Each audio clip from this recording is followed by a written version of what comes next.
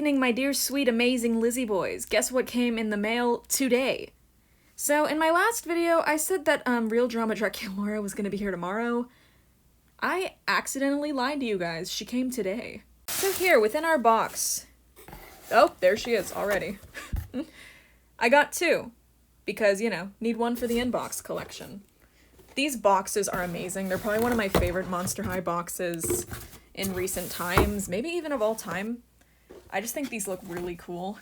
So, you know, needed one for the inbox collection, and of course my mom wanted one too, so one of them is technically hers, but also for the inbox collection. That's usually how it works. So, one of these two I will be unboxing.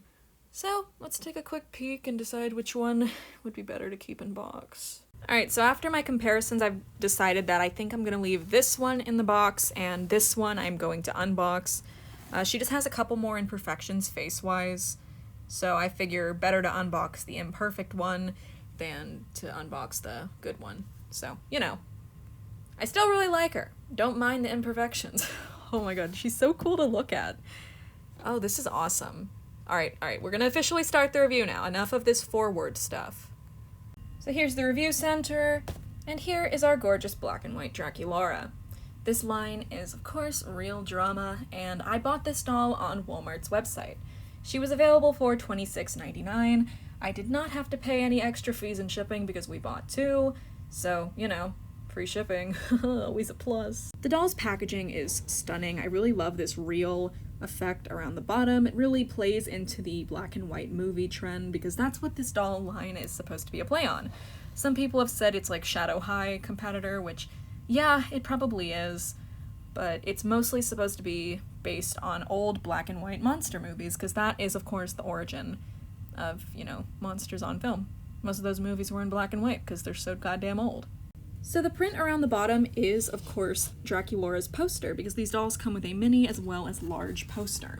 It continues around to this side, but then stops around the back. Once again, this doll is going to be available internationally, you can tell because the packaging is written in multiple languages, and this little thing down here means that it can be sold in Brazil. So, Brazilian fans, you're getting her. Fright's camera drama. Draculaura is a hopeless romantic, and for this vampire, it's always love at first bite. Then it's also written in 3 other languages. The photography on the back of the box looks really cool. It's a gorgeous picture. I like it a lot. And on this side, we have some pink lines and spider webs, and that's the full box. At the top it says Monster High, and let me show you all her barcode. Whoa, I am going to drop this. Okay. There you go. Barcode. Yeah. So, all that's left to do now is open the doll and free her. But not before I grab my 2010 and pre-production Draculauras, because, you know, we gotta have a theme going in the background. Spectra and Cleo can't just sit back there. Neither can Leah. Sorry, Leah. And there we go. Perfect background. Sasha and Leah get to stay. Yeah. Okay, so I've opened the box and I'm about to pull her out, and the reason I'm recording this segment is because I want to see if the poster really is right behind her. So... Oh, that's sick as hell. It is. Cool. Alright, so this is her inner packaging insert. It's pink, but it fades into a darker pink at the bottom. Her boots are, of course, completely grayscaled out. Oh, it's so cool looking. This is so cool. I always loved how grayscale dolls look in comparison to, like, human skin, you know? It's cool. She's a bit wonky. Don't mind it. She's so cool looking. So here is her full-sized poster. It is completely sealed in plastic, so that's nice. Keeps it nice and dust-free. I personally don't know what I'm gonna do with this. I don't usually put posters up except for when I do. Like, I've got 2 up over here, but those are different. They're much larger than this one. But of course, we're getting off topic. Let us start freeing Draculaura. Nice. Right off the bat, so far so good. She does not have 2 left or right hands. She has 1 of each.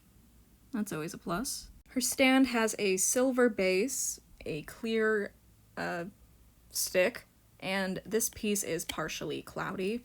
It's because it's made of a softer material. The San Diego Comic-Con exclusive dolls tended to come with a like clear plastic stand clip piece as well. And when it was like the same clear plastic as this, they would break easily. Almost none of my San Diego Comic-Con dolls still have their original stand piece because they were so breakable, so that's probably why they're using this cloudier piece now, and I like it. I appreciate it. A lot of my SDCC dolls are using Ever After High stand clips because, you know, their old ones broke, so nice. Alright, so super minor complaint, she's out of the box by the way, but there's no brush. This doll does not come with a brush. It's just the doll, stand, her pet that's been hitting, you know, just doing something, and her mini poster, which is printed on cardboard, and her big poster. That's it. That's all she's got. So, no brush. But, you know, it's not that bad or anything. Let's start talking about the actual doll now. Alright, so I think Draculaura looks awesome next to her fully colored counterparts. Like, come on. You can't look at this and tell me it doesn't look fun. I do wish that Draculaura's hair looked a bit more similar to these dolls, because on her original dolls, the pink was always in streaks that were more randomly spread out throughout the hair.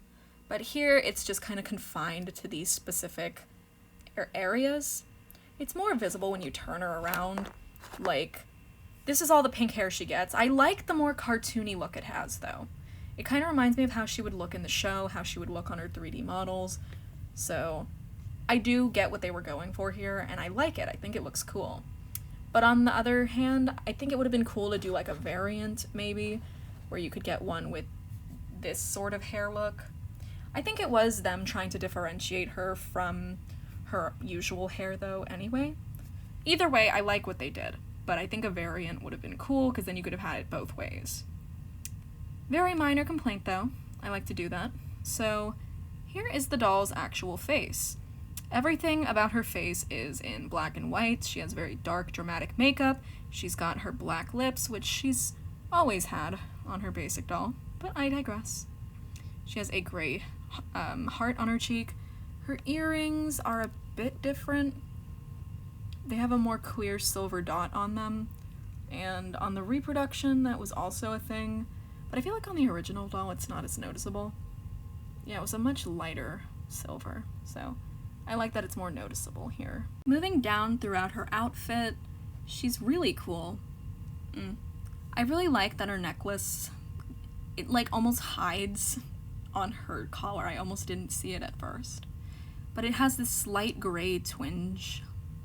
Is that even a word? It has like a slight gray look to it. Her buttons are metallic, silver. That's a nice touch. I really like this black top. It looks so cool. The skirt, not much changed. It just has a more silvery color to it, and the embroidery is no longer, you know, pink. Because on the original doll, it had pink threading. So, that's fun. Moving down to her leggings, not much changes, but then we have her iconic pink boots, fully grayscaled out. I think it looks nice. I really like the look of them. So overall, there's not much to go over with this doll. She's just a grayscaled version of Draculaura with a pop of color in both her hair and eyes.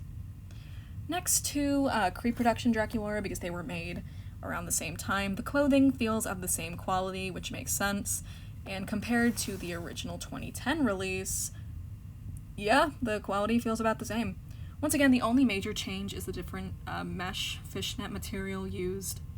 This one just looks different from this one.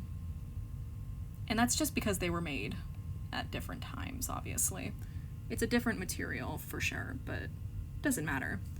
This doll, the pre-production, had longer fishnets, by the way, while this one, Real Drama, has shorter fishnets, more comparable to the original 2010 Draculaura, whereas the pre-production has longer ones. So that's another little fun, subtle detail that is different. But yeah. Time to compare Count Fabulous now. So this is our grayscale Count Fabulous. His eyes are pink because, you know, Draculaura's eyes are pink, so they gotta match.